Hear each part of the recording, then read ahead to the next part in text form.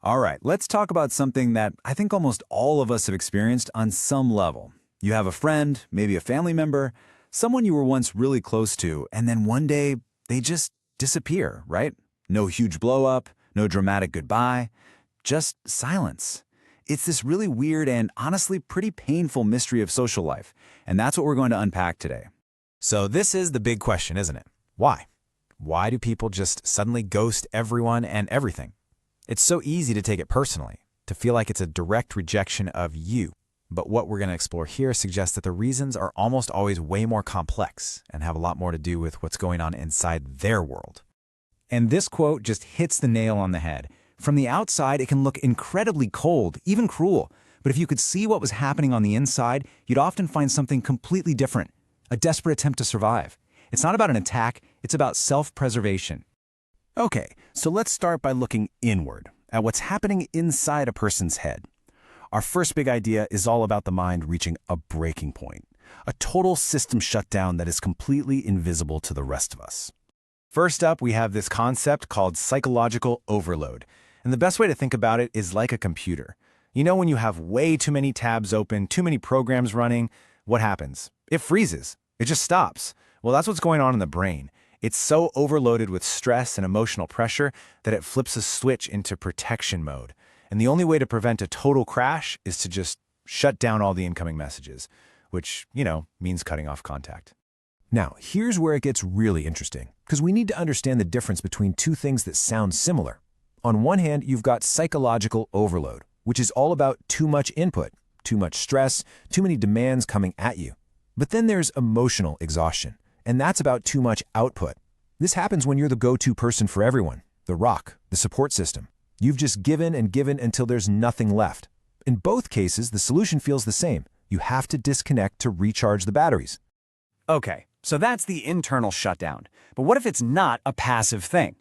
Let's move on because sometimes disconnection is a very active, very conscious choice to build a wall, a way to protect yourself from something outside that's just become too much to bear.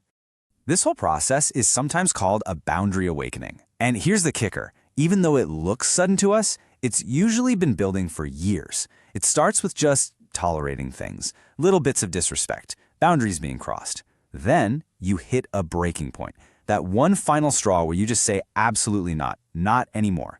And the result? Radical distance. A huge, hard wall goes up because all the little fences you tried to build before kept getting knocked down.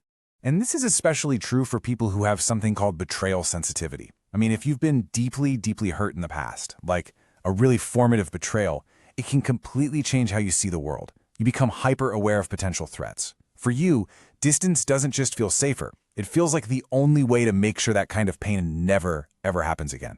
That wall isn't just a boundary, it's a shield. But what's fascinating is that it isn't always about running from something negative.